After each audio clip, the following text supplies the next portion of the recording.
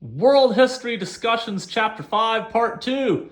I'm going to go ahead and do the elephant in the room right now. When I lived in China as an English teacher, and I was in Dali, Yunnan, which I've said is really pretty far southwest of historical China, although it's got its own history, but more that rises with the Nanzhao Kingdom in the 700s CE. But anyway, I had some people that were very patriotic about China, and one of the big bragging rights I always heard is, China has the longest continuous history in the world.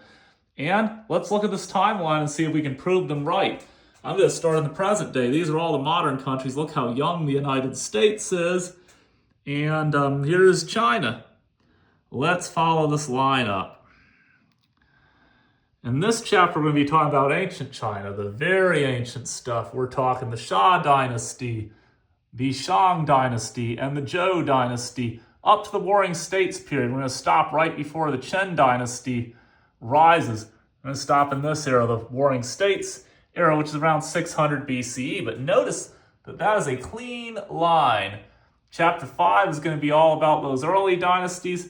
Chapter 8 will come back to China and talk about the Qin and the Han Dynasty, classical China. And then chapter 13 will be talking about the Sui and the Tang, and even the Song Dynasty. And then 17 will be the brief interruption by the Mongols, who briefly create the world's largest empire, which lasts less than 100 years, peaks in 1279.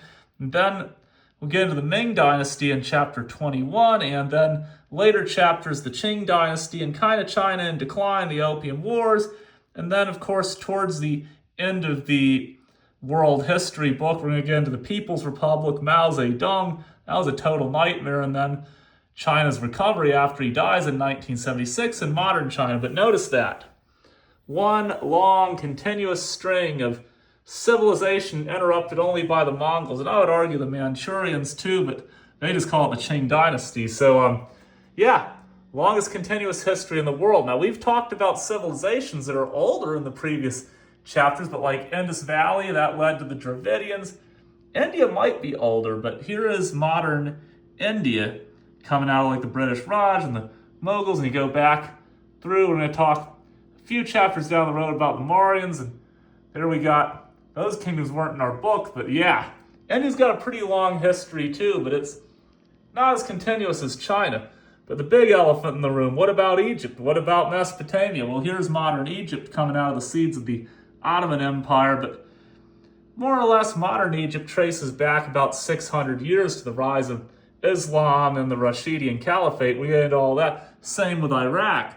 That's mostly what they trace their history back to, although you do see there's ancient Egypt, but there's a big gap between ancient Egypt and the Rashidun, Umayyad, and Abbasid Caliphate, where the Greeks and the Romans are involved. Same with Iraq, between the Babylonians and the Assyrians and the New Babylonians, which we talked about in chapter 2.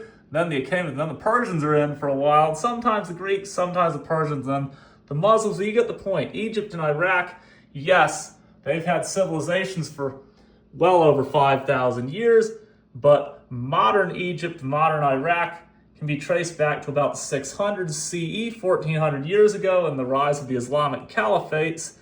Modern India is pretty old. It can be traced back to the Vedic age that we talked about in the last chapter. The Vedic period really starts about 3,000 years ago, and by comparison, China, 4,000 years ago, a little bit more, starting with the Xia Dynasty, which rises in about 2100 BCE, and we're going to talk about these dynasties in the very next video, but I just thought I would show you that China really does have the longest continuous history in the world. Chapter 5 is going to be, like I say, all about this part of Chinese history. We're going to cover a couple thousand years worth up until the Warring States and the Qin. There's stuff the chapter doesn't cover because it's going to be in chapter 8, like during the Warring States where Confucianism, Taoism, and legalism rise, and then the Qins will adopt legalism, which is awful. It's basically fascism. You can see they only last 14 years. There's a reason for that. They're brutal, they burn books. We're going to talk a little bit about that and foreshadow it in this chapter about how they destroy a lot of Zhou and Shang literature. And then you got the Hans. But anyway, next up, the ancient dynasties of China. Woohoo!